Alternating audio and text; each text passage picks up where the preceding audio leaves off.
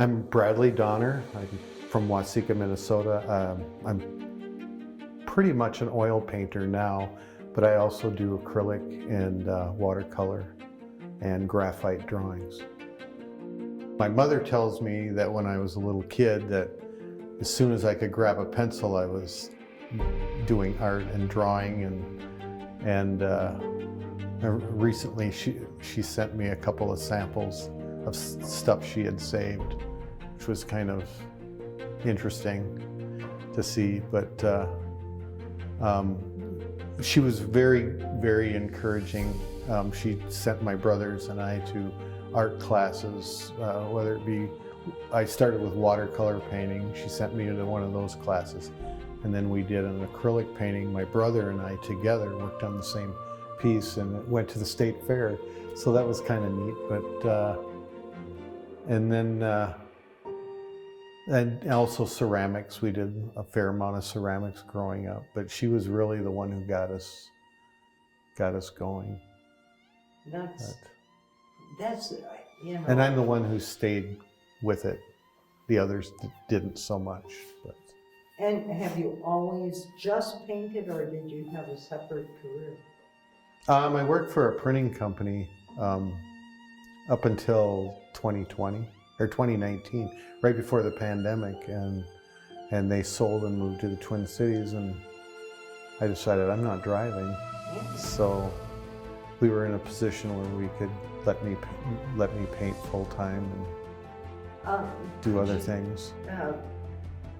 Could you describe the story about the eagle on the ice? I was driving. I had a art show in Waseca at the art center there, and I was going there to hang my show that day, and I drove by the lake and I saw this eagle standing out there, and it happened to be eating on a goose. So I thought, well, you don't even have your camera. So I turned around. I had to go back another 3 miles the other way and get my camera, and came back and it was still there. So I took videos of it and took a lot of photographs, and it became a painting. A friend of mine is an artist from Michigan, and he begged me to let him use it. And I wasn't sure I wanted to use it, and so I thought, well, if he wants it, then maybe I better do it. So, and he asked me a year later after I painted it if he could paint it again, or kept asking about it, and I didn't even answer him. And then the other one is, what's striking me is the lynx. The lynx came about. I was meeting a friend in Grand Marais for breakfast. As somebody that lives in San Antonio, Texas, that I hadn't seen in probably 40 years. And so I was driving down there to meet him, and this lynx ran across the road in front of my car. And I always have a camera. So I rolled my window down, and when I got up to where I saw him run across, I stopped, and he was sitting on the shoulder. And as soon as I got my camera up, he started to run, and I hollered at him, and he stopped.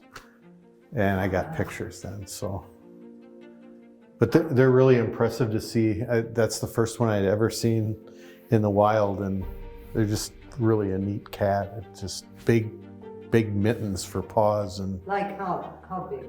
Oh, well, if you look at the picture, they're quite big. They're about double what a bobcat has, so they can run across the snow when they chase rabbits and things. So, Wow. So yeah, that's my favorite, I think, to date. Say, as an example, buffalo. From the image to completion, how long did that take you? As far as hours, I'm not sure, but I know I worked on it for a better part of that summer. That was 2017.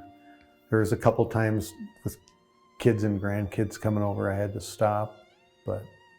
So a good 3 months, 4 months? Yeah, a good 3 months, I would say.